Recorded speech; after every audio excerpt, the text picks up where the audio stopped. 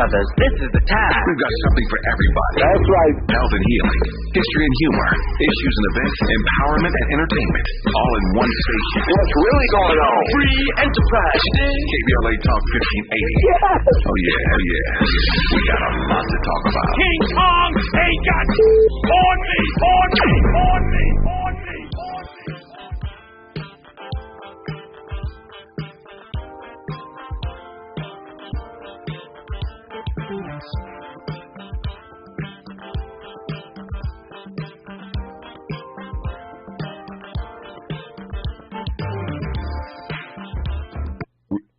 Really, Miles? Really? A night to remember? Is that what we're doing now?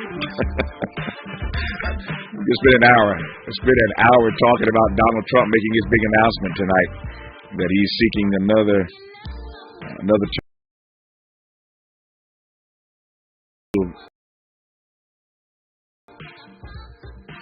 cutesy self wants to play Shalimar.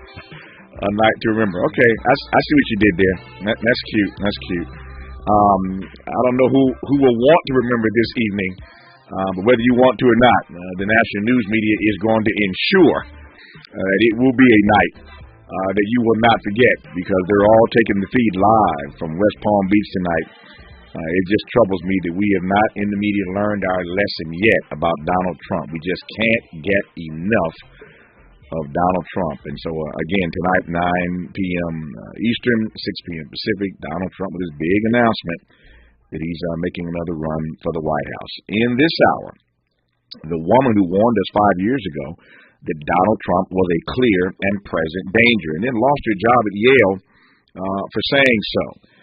She was so concerned with Donald Trump's behavior and his rhetoric that she put together a conference and consulted other medical professionals, then published a book called The Dangerous Case of Donald Trump, containing some 27 essays from psychologists and psychiatrists calling Trump, as I said a moment ago, a clear and present danger. Thereafter, she lost her job at Yale. We'll talk about that as we move through the next 30 minutes with our guest, Dr. Bandy Lee. Dr. Lee, how are you today? Hi, I'm well, thanks.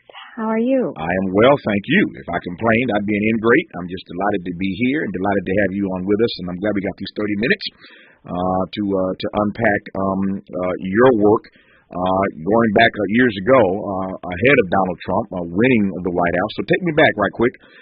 What were you seeing, what were these other medical professionals seeing in Donald Trump that made him not just curious, but dangerous?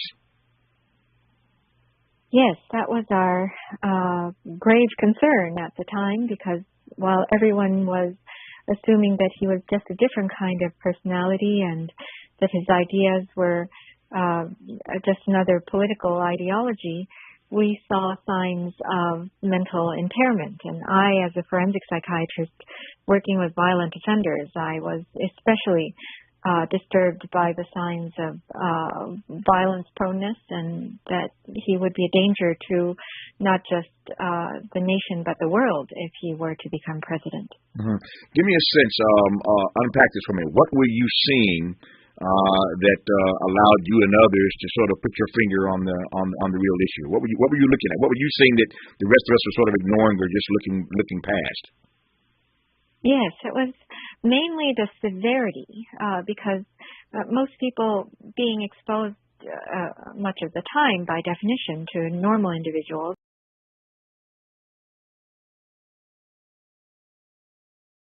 different personality style, but what I saw was the severity of it.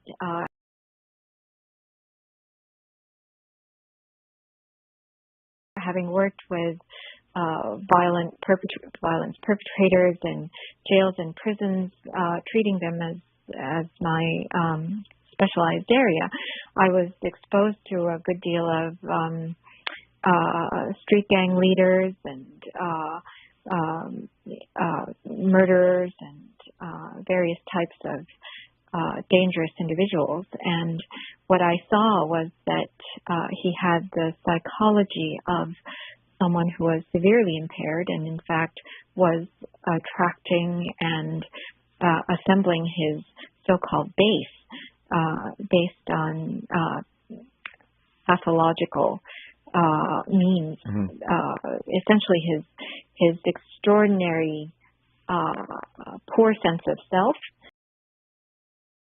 by overcompensating with exaggerated grandiosity and seeming confidence, but it's actually to fight an overwhelming, intolerable sense of inadequacy and emptiness.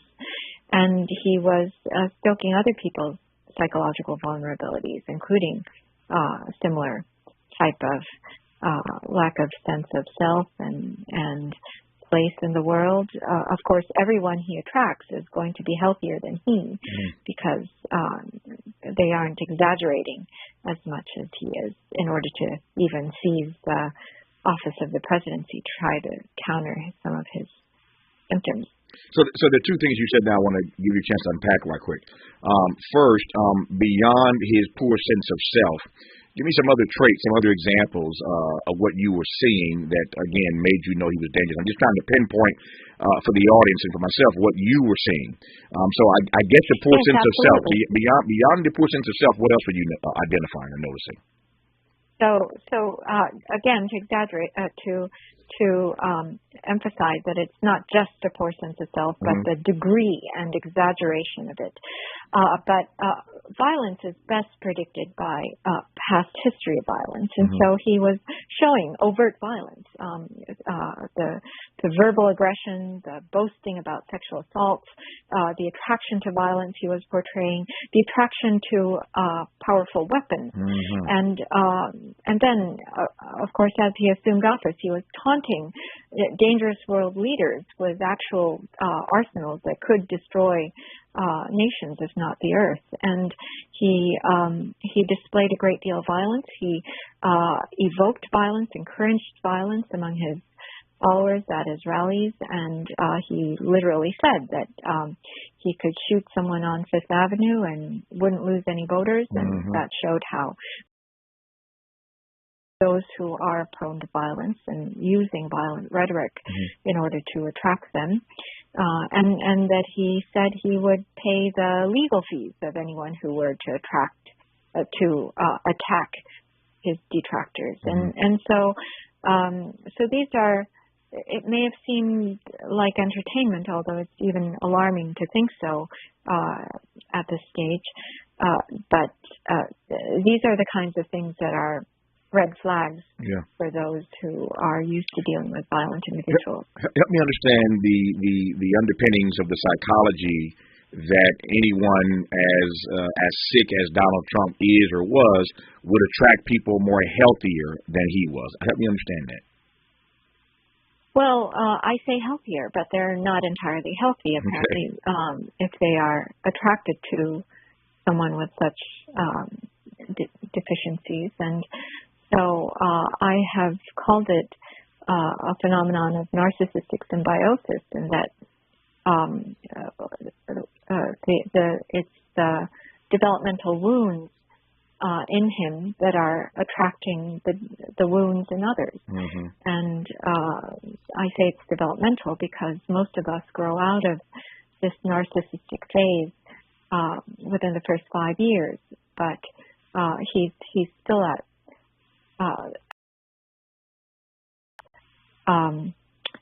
using this to attract others, and giving him a forum tends to attract it. And individuals in the population tend to exhibit these traits in times of societal stress or fast shifts, such as the escalating rates of economic inequality in this country even before he was elected. And the conditions were ripe for such an mentally impaired leader to appear and attract through the impairment in others, find a great following when he may not have in a healthier historic time, you might say. Dr. Bandy Lee put her finger on Donald Trump's narcissistic symbiosis some years ago, one of the first to warn us that he, in fact, was a clear and present danger. As I mentioned earlier, she then put together a conference and consulted with other medical professionals, and then published a book called The Dangerous Case of Donald Trump. I think it's fair to say that she was right. She was right about her diagnosis then, but she paid a heavy price for it, and that is no laughing matter. We'll talk more about that. And this announcement Donald Trump is making tonight that he's running for the White House once again, when we continue with Dr. Bandy Lee on KBLA Talk 1580. Be sure to like and follow Tavis Smiley at The Real Tavis Smiley and get Twitter updates at Tavis Smiley. The conversation continues when we come forward.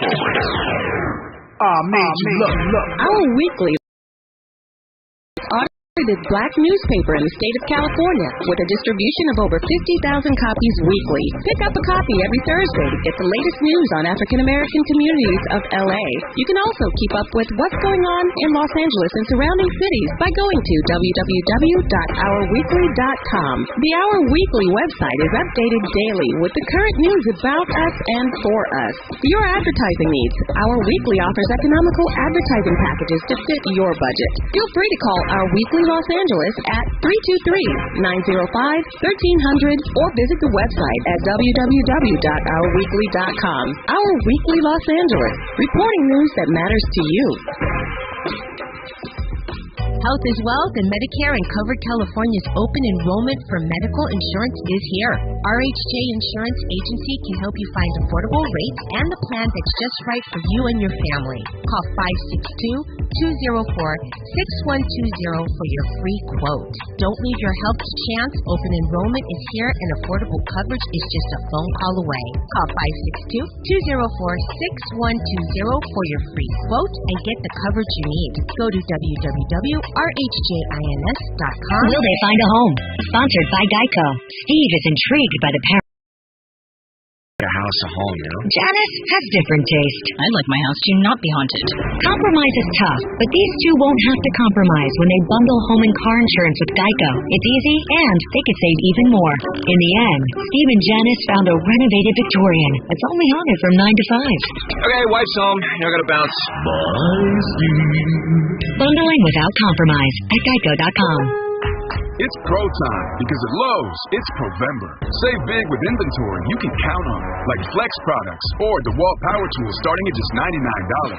Plus, Lowe's MVPs members earn up to 3 times bonus points per dollar on select items. Save all Provember long. Bonus points calculated before taxes and fees after applicable discounts, if any. MVP's Pro Rewards Program. Terms and restrictions apply. See Lowe's.com/L/Pro Loyalty Terms.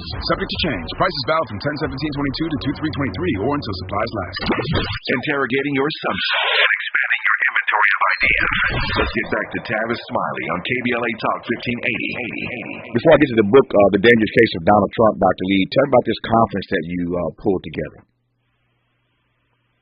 Yes, in early 2017, I was speaking with my colleagues, and we found that we had a medical consensus. In other words, all of us felt that Donald Trump would be dangerous in the office of the U.S. presidency, and we realized that we all agreed, but no one was willing to talk about it in a public way. I was actually drafting a letter to Congress members at the time and trying to gather signatures, and no one would sign on to such a document.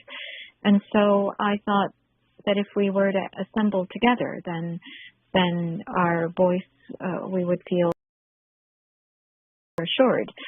Many at the time were afraid that Donald Trump would target them litigiously because he was quite notorious for litigating against people. Mm-hmm.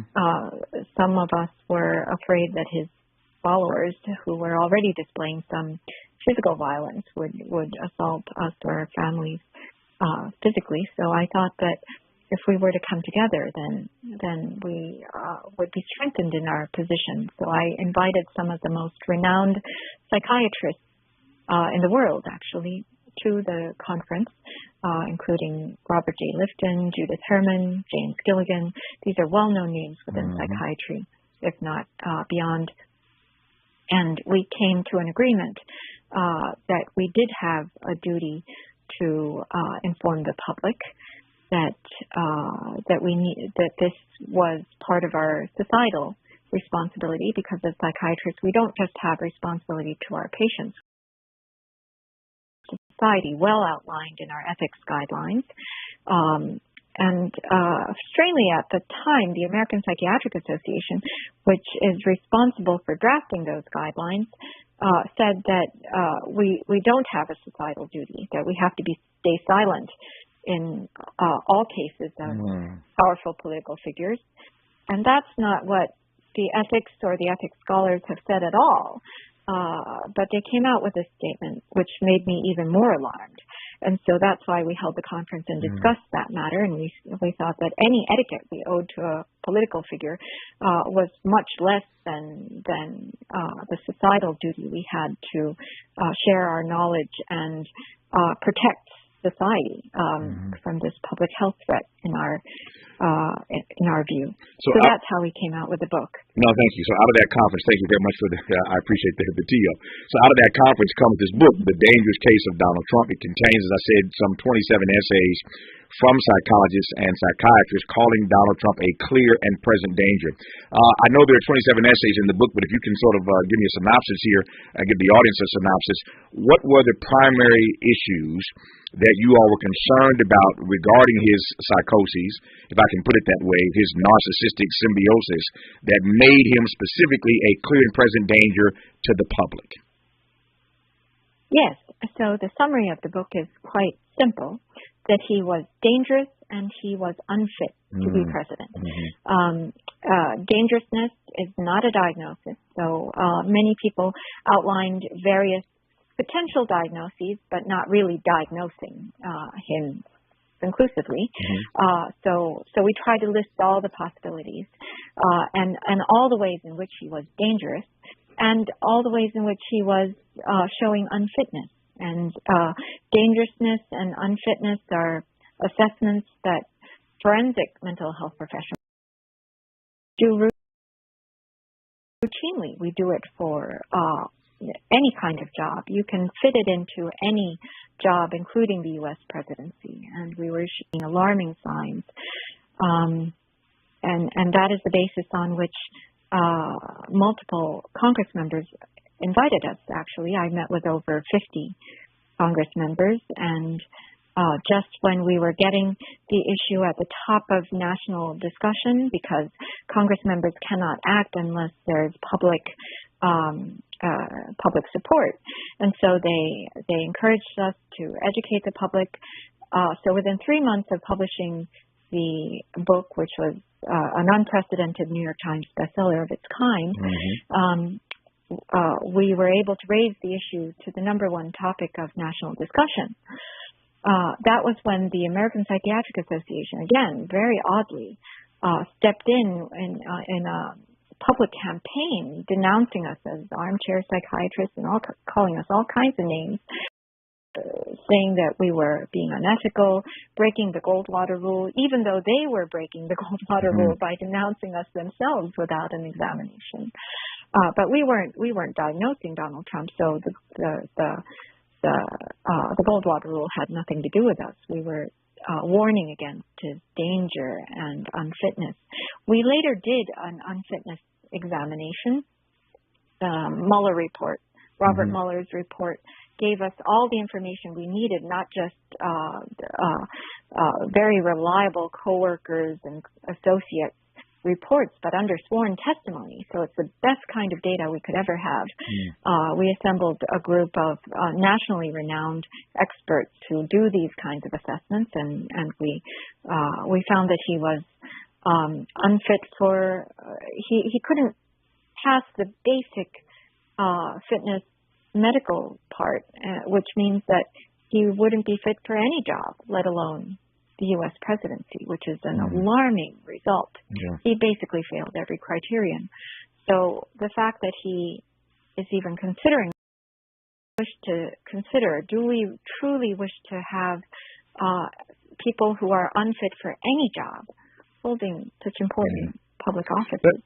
That raises two questions for me. Number one, if this book, The Dangerous Case of Donald Trump, were coming out today, on the day that he makes his announcement, he's launching another campaign for the White House, do you think the book would be received differently than it was when it initially was released? Well, it was received very well initially, until the APA shut us out of all media. And that's what I'm getting. Let me cut in. I'm sorry. That's what I'm getting at. Really, I mean, it was received well. It became a New York Times bestseller. Yeah. I guess my question is whether or not you think that your fellow professionals in the industry, given what they have now seen from Donald Trump, do you think that they would receive the book differently now on the eve of this campaign announcement? Well, of course, there's a lot more information. Exactly. We have data that we did not have. Right.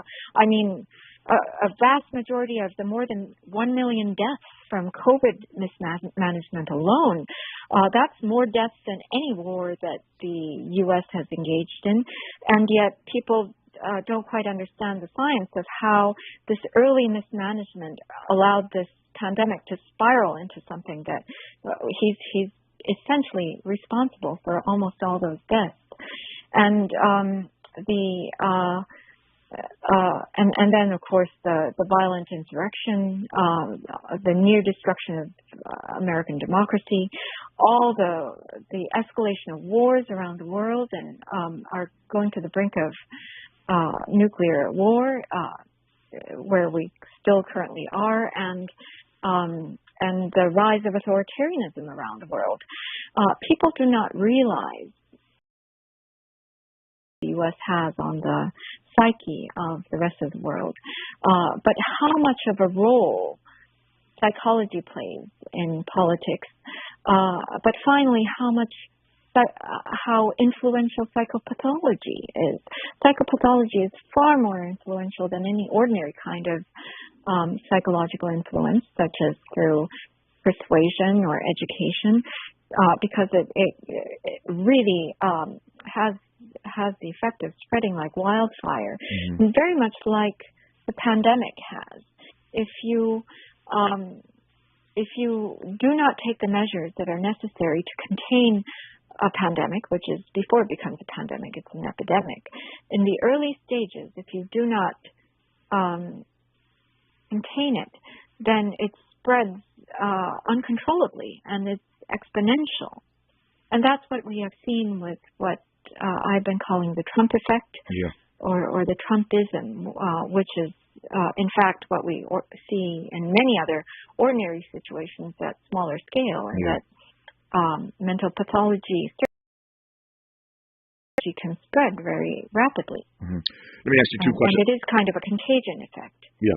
I'm watching my clock. I got about 4 minutes left. I want to ask two questions in these short 4 minutes that I have. Number one, when you saw the ways in which Donald Trump misbehaved, when you watched the January 6th select committee hearings and saw these strange and bizarre stories about the way he's behaving inside the White House and demanding the Secret Service take him to the Capitol and jumping in the car and trying to grab the steering wheel, when you saw all of these stories then come out later on about his narcissistic symbiosis, how did you feel, Dr. Lee? Well, many individuals, including Congress members, were calling me, messaging me, saying that I was having my vindication, but I seem to have had half a dozen vindications over the past year even.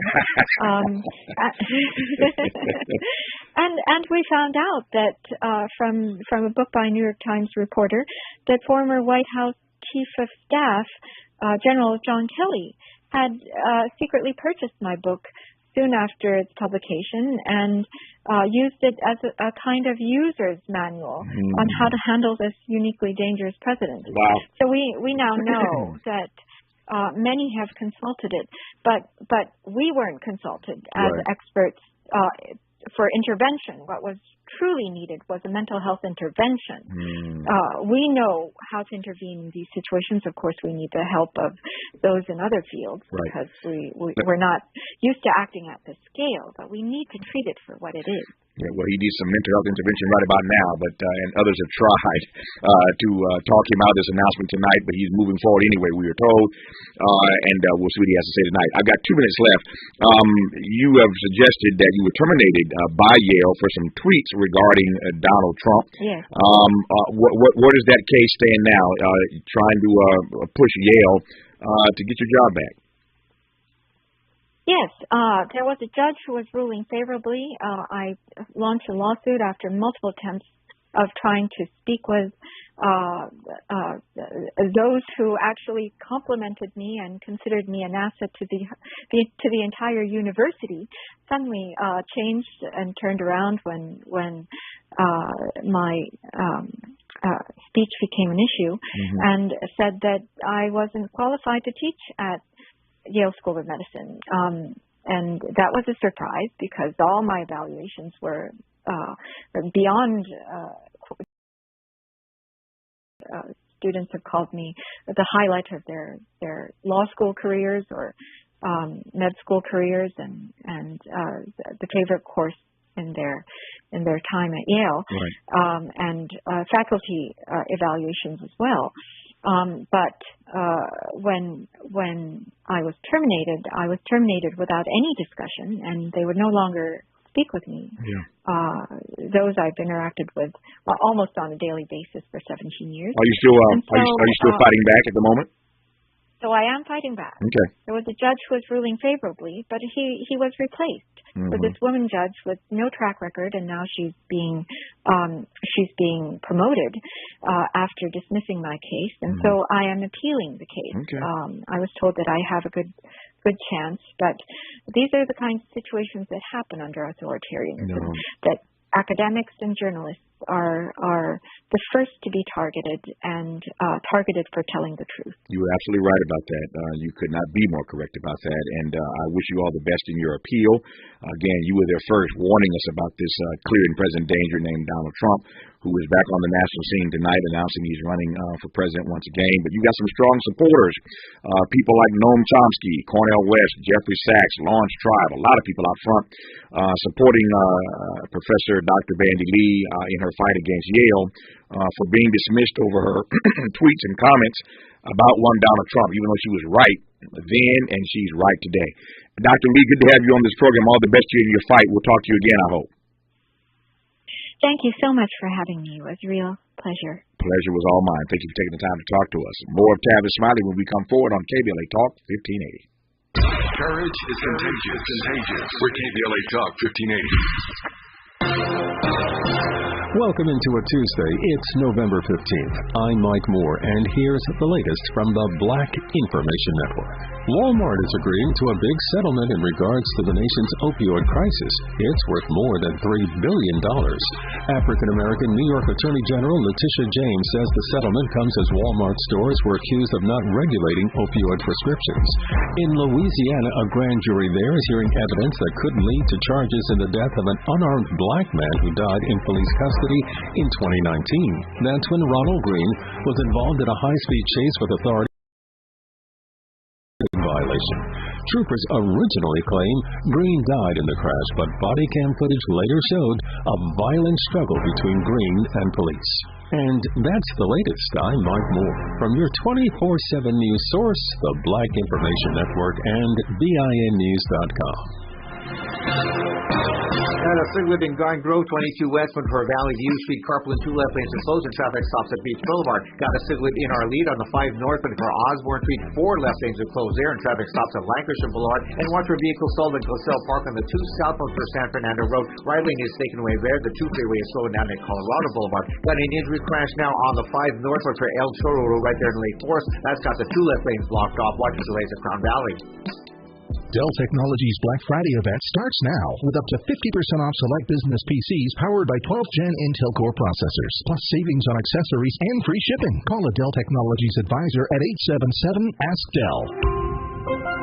Is this the tether? This is the KBLA Sports Minute with Ray Richardson. The Clippers pulled away for a 16-point win last night in Houston. 6 players scored in double figures for the Clippers, led by Paul George's 22 points. The Clippers are in Dallas tonight. The Lakers are off until Friday when they host Detroit. Rams wide receiver Cooper Kupp will miss several weeks with a high second in the NFL this season with 75 catches. Number 1 is Miami's Tyreek Hill with 81. There are no more undefeated teams in the NFL. The Washington Commanders took advantage of 3 Philadelphia turnovers last night to complete a shocking 11-point win over the Eagles. UCLA's men's basketball team rolled to a 30-point win last night over Norfolk State, 19 points and 9 rebounds for guard Jalen Clark. No debates, no speculation, just the info you need. That's your KBLA Sports Minute. I'm Ray Richardson. This sports report was brought to you by MVP Accident Attorneys. When it comes to your settlement, we're a slam dunk. Call 833-MVP-WINS or check their website at themvp.com for a free case review.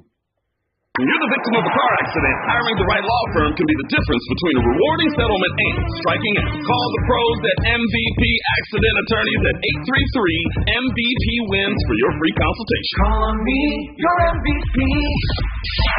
KBLA Talk 1580. We've got a lot to talk about.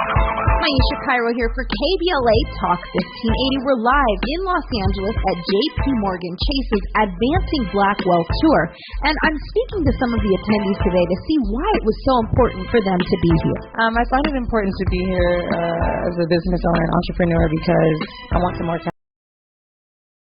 So it's really interesting to see how people have gained wealth and the different spaces to advance my money in, whether it be stocks, digital. And why do you think it's important for companies like Chase to promote building generational wealth in Black and brown communities? I mean, it's important to me as one of the biggest banks in the world to promote Black wealth because most banks don't really, in my opinion, care about the money that I'm spending as they would, opposed to a white counterpart that might have the same dollar amount in their accounts. Well, you can bet on Chase offering insights on financial health, the path to home ownership, and entrepreneurship. It's the Chase Advancing Black Wealth Tour. Did you know fixing outdoor leaks can save 27 to 90 gallons of water per day? Even tiny leaks can be huge water wasters. Conserving water starts with a few simple water-saving actions at home and in your yard, like adjusting your sprinklers and adding drip irrigation so you water only where it's needed. We can all do our part to conserve water. Visit SaveOurWater.com for more water-saving tips. Save water, save California. This is KBLA Talk 1580, where hate meets a scholarly match. I'm Tavis Smiley. This is KBLA Talk 1580. So glad to have you with us in this hour. Our phone number 1-800-920-1580, 1-800-920-1580. Before I open up the mic for our friend and brother Ruben Navarrete Jr. For his take on what really happened last Tuesday on Election Day. Some breaking news. Breaking election news. Long Beach. The LBC, as Snoop Dogg might say, has its first black mayor ever. Rex Richardson just declared the mayor in Long Beach. He will be the first black mayor, as I said, of the LBC. Made history after his opponent, Susie Price, conceded and cleared the path for him to become the city's first black leader. Reading from the LA Times, I quote, "The city is special, and there is not often stories like mine where someone can come here as a young man, become the youngest city council member, become the youngest vice mayor, and break barriers as the first African-American mayor," said Richardson. Long Beach is a special city like that. In a statement posted to Twitter, Price, who's a city council member for the 3rd District in the LBC, said that although an unknown number of votes remain to be counted, the trend, quoting here, "the trend is going in the wrong direction for our campaign." Close quote. It appears that the people of Long Beach have spoken and selected Vice Mayor Richardson as our next mayor, Price said hours ago in a statement, moments ago, I should say, in a statement. "I wish him nothing but success on the journey ahead," close quote. So the LBC has its first black mayor ever in Rex Richardson. Susie Price, his component, has conceded. The trend, she says, is going in the wrong direction. Hint, hint, Rick Caruso. The trend is going in the wrong direction, and we await a concession from Mr. Caruso. And let's get this thing out of the way.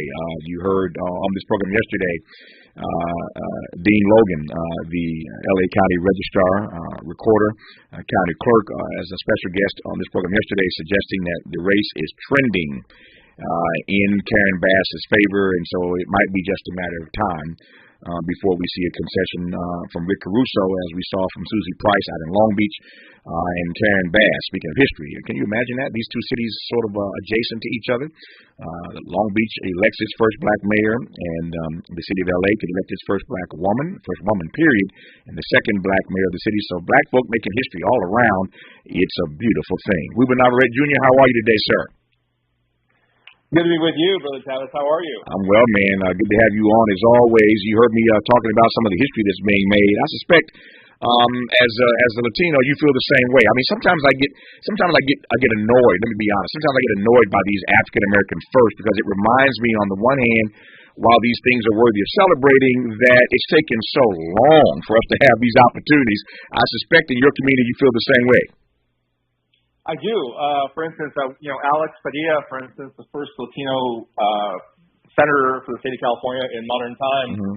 And that is a one-day story, but by day two, I'm already looking out for him to deliver. Mm-hmm. Okay? Yeah. I feel like oftentimes we'll celebrate the first African American or first Latino, and it's an important breakthrough moment. Mm-hmm. But I think that sometimes they try to ride that wave way past the point where they start up saying, okay, we celebrated you on Monday, but now it's Tuesday. What are you doing for us? How hard are you working for us? Yeah. Well, Karen. And that's where we fall short. No, I'm with you on that. Karen Bass has got her work cut out for her. If she can pull this off, if the trend continues in her favor as it is and did for Rex Richardson out in Long Beach, she may pull this off. And as I've said many times, I'm just excited about this because it's a huge story. Let me just get your take on this right quick. If Karen Bass can pull this off, it's a game changer, Ruben, in the sense that nobody in this country, much less a black woman, has been able to withstand a $100 million assault. I mean, that is unheard of in American politics, that someone with $8, $9, $10 million, whatever, could withstand a $100 million assault and beat back this kind of campaign. That's my read of it. How would you read this if she pulls this off? I would read this that the current mayor, Eric Garcetti, did Karen Bass no favors. Mm-hmm. And that the Democratic Party in California did her no favors because aside from the $100 million that was spent against her, the Democratic Party gave her a weak hand to play with in terms of crime, homelessness, urban decay, the lack of investment, all the problems that LA faces. She didn't create those things, but it's very difficult, I think. You can see why people would want to vote for a non-Democrat, roll the dice on someone who hadn't even elected office before. Because this is a weak time for Democrats. The same is true for Gavin Newsom as governor. The best way that Gavin Newsom can win an election is by pointing to the other side and saying, those folks are crazy. You can't vote for them. They're crazy, and they're extreme, and they're haters. Vote for me. Mm-hmm. So I think the Democratic Party gave Karen Bass a weak for her. Good for her. All the better for her and all the more impressive. If your point is if we take your point as you put it out here, all the more impressive then that she pulled it out with a weak hand, as you put it, and with a $100 million assault. Ain't nobody mad at Karen Bass if she can make it happen. That said, it's a perfect segue into why I wanted to have you on. I saw your piece, and as always, your pieces make me think. You and I are dear friends for 30 years now. Don't always agree, but love each other dearly. But your pieces always make me think. And I saw in your piece the other day something that was a little bit different than what most people are saying about what they read in terms of what happened last Tuesday. But let me shut up and give you the microphone. How do you read what really happened last Tuesday? The headline on that column was Democrats dodge a bullet, which I think we all saw. Mm-hmm. But the second part of that headline was, but then they went and stepped on a rake. Mm-hmm. And here's what I mean by that. All of us leading up to the election, if you looked at your commentary on Monday before the election or my commentary, most of the commentary said that the Democrats were going to get us something because they hadn't conducted good campaigns in many places.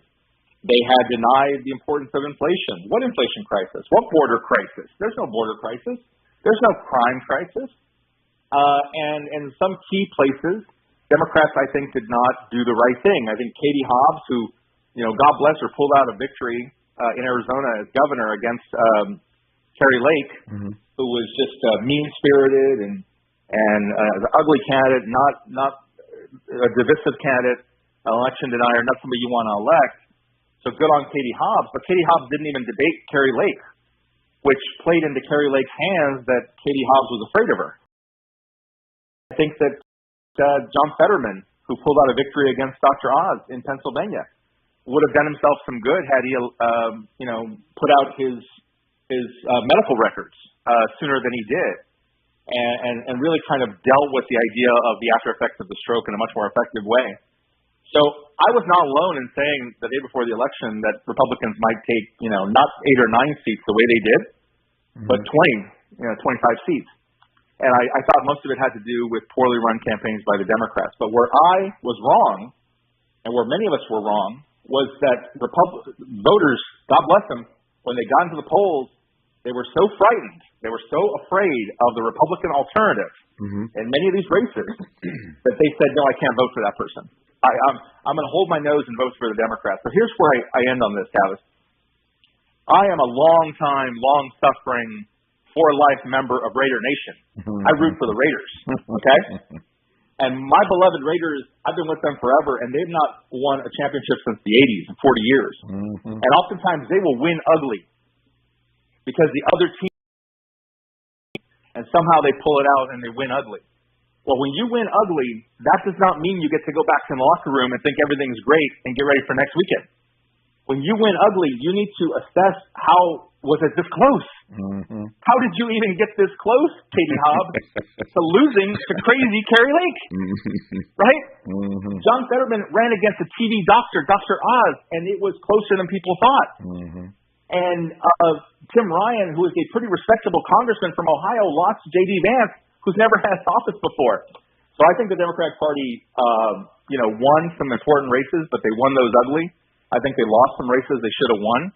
I think the Democratic Party needs help inspiring African American and Latino and young voters in a way that they haven't. I would add to that list the 2 black men on the ballot in Georgia. There's no way, to my mind, there you go, that Herschel Walker should be anywhere near Raphael Warnock.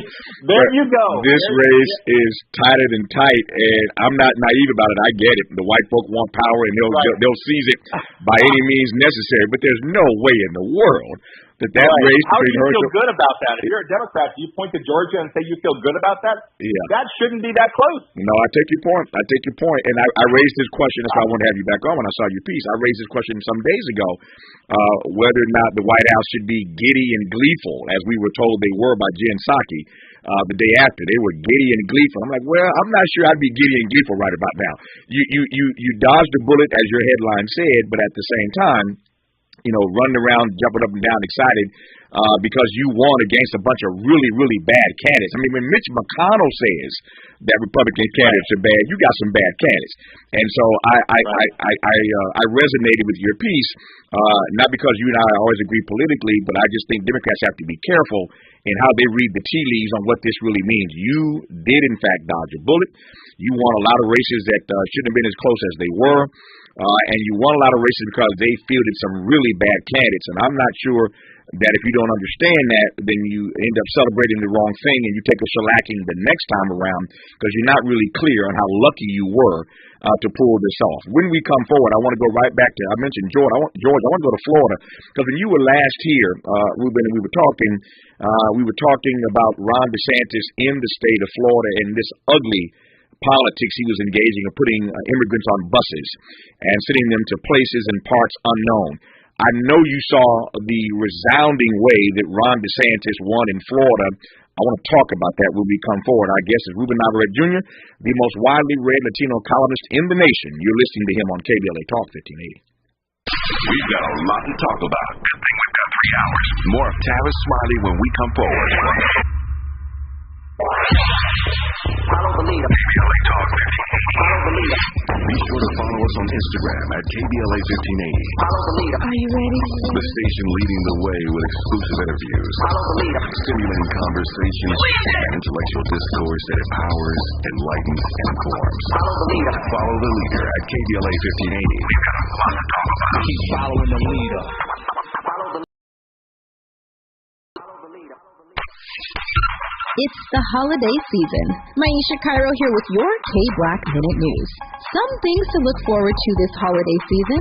Whitney fans, Whitney Houston's estate to release fragrance in her honor, reportedly marking one of the first official endorsement deals for the late singer. Available through the Home Shopping Network, Scent Beauty, and even Walmart by mid-November. And fans are also thrilled to see the Best Man franchise back on screen, this time as a limited series on Peacock. I just love the holidays. What are you most excited about this season? Tweet us to let us know at KBLA 1580, #KBlackMinuteHoliday.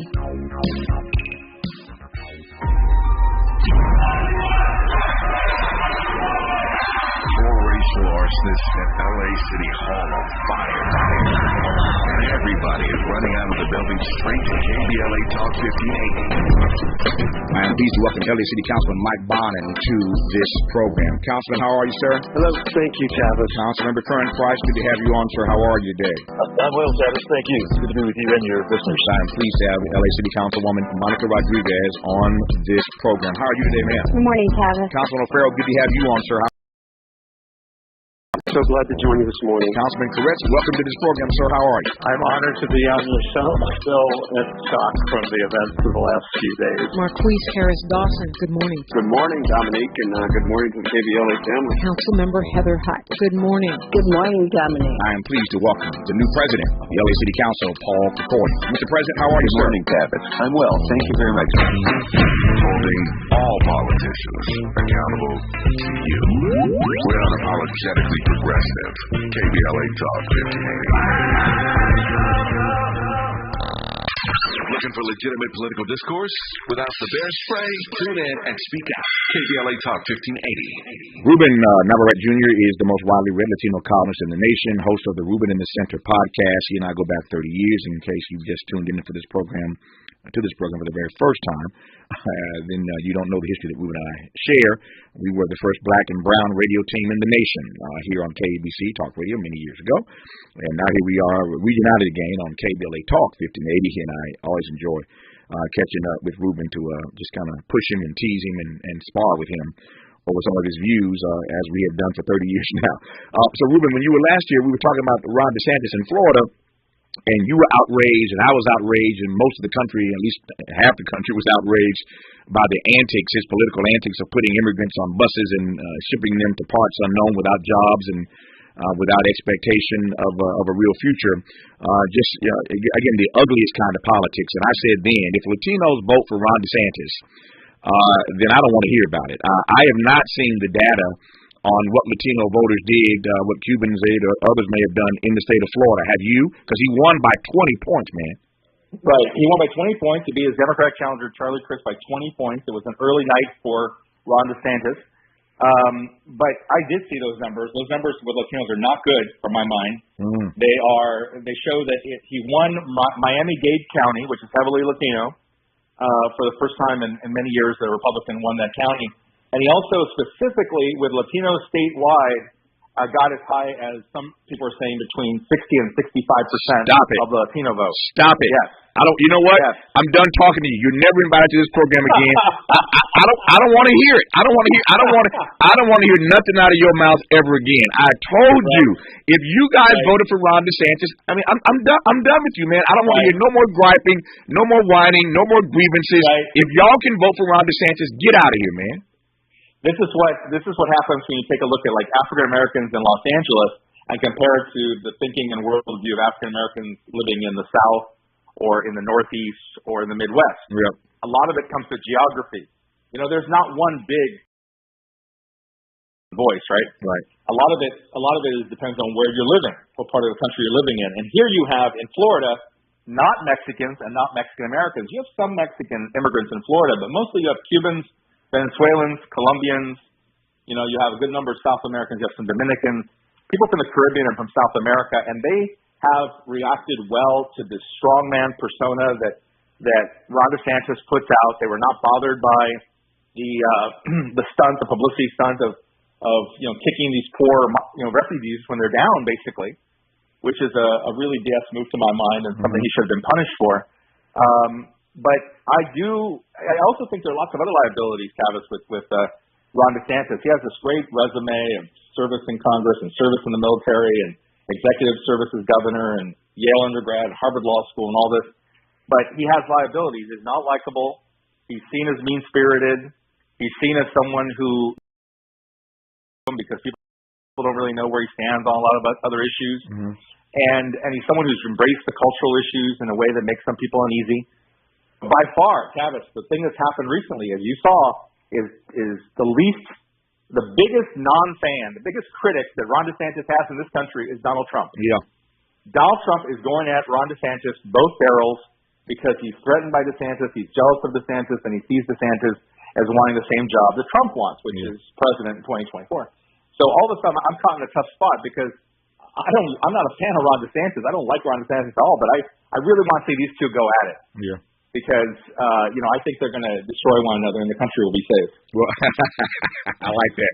Well, you're going to get your wish because Trump is announcing tonight, and when we come forward in our remaining moments with Ruben, I'll get his take, since he's here, of course, get his take on the big announcement from Donald Trump tonight. And I want to ask him, and I'm the last person to be lecturing anybody about solidarity in the black community. We do fairly well, but let's be clear, we're not as together as we ought to be. But I'm still troubled by, even though I understand the Spanish speakers who live in Florida, is there no solidarity at all between those who speak Spanish? And you may not be a Mexican, you may not be, but when you see the governor doing stupid stuff like this, do you not feel anything about that? Even though you may not be Mexican, you may be Cuban or Colombian or Venezuelan, but do you feel nothing about that? And you still vote for this guy at the level of 60%? I don't get it. Ruben Navarrete Jr. on KBLA Talk 1580. A safe place to go loud. A great place for progressive politics. KBLA Talk 1580. KBLA Talk 1580. We've got a lot to talk about. KBLA Talk 1580 reminding you that when we fight, we win. Community Coalition trains activists and organizers in order to support power building with Black, Brown, Indigenous, and people of color. Community Coalition works to help transform the social and economic conditions in South LA that foster addiction, crime, violence, and poverty by building a community institution that involves thousands in creating, influencing, and changing public policy. Founded by Karen Bass in 1990, Community Coalition was born as an African American and Latino organization with the goal of turning hopelessness and despair into action. Coalition's members and community residents has almost solely stimulated economic recovery in South LA for decades, generating billions of dollars by redirecting them to South LA schools and foster care. In addition, Community Coalition offers amazing mind, body, soul resources, advocacy, and policy work, and has a robust and active membership body. To become a member, get a referral, or get support for your nonprofit, visit CocoSouthLA.org. That's CocoSouthLA.org or call 323-750-9087. This is a community call to action from KBLA Talk 1580. Hey, Dad, how do airplanes fly? What's in this box? Is this tree good for climbing? How are babies made? What does this thing do? Kids are curious about everything, including guns. Talking to them about gun safety in your home is a good first step, but you can do more. Always keep your guns locked, unloaded, and stored separately from ammunition. Safe gun storage saves lives. Learn how to make your home safer at endfamilyfire.org. That's endfamilyfire.org. Brought to you by End Family Fire, Brady, and the Ad Council. It's pro time because at Lowe's, it's Provember. Save big with inventory you can count on, like Flex products or $9. Plus, Lowe's MVPs members earn up to 3 times bonus points per dollar on select items. Save all Provember long.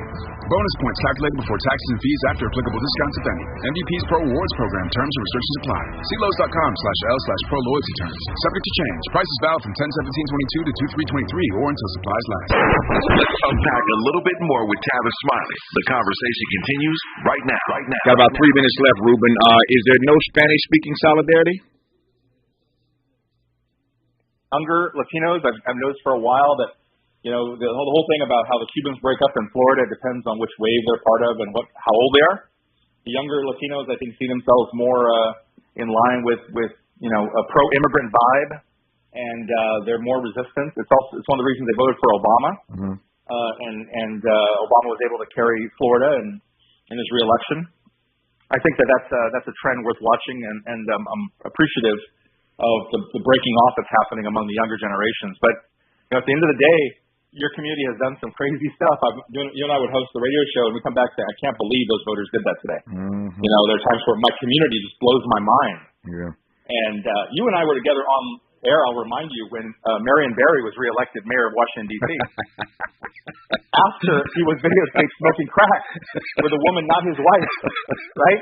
And I remember my brother Tavis Smiley sitting across the radio mic from me with your hand in your hand and your head in your hand. Yeah. Like, what are people doing? What's funny? My people. What's funny about it is we're live streaming, so those who are live streaming can see me right now. My head is in my hands again. Just you reminded me of that moment. Just the memory. Yeah, man. Yeah. My head is in my hands right now, literally, as I speak. I love my people, but my people sometimes drive me crazy. In the 90 seconds that I have left, your take right quick on the big announcement tonight from Mr. Trump. Yeah, well, it's bad news, as I said, for Ron DeSantis, for Glenn Youngkin. There's going to be this battle between, the Trump wing and Trump himself and this kinder, gentler Republican who somehow,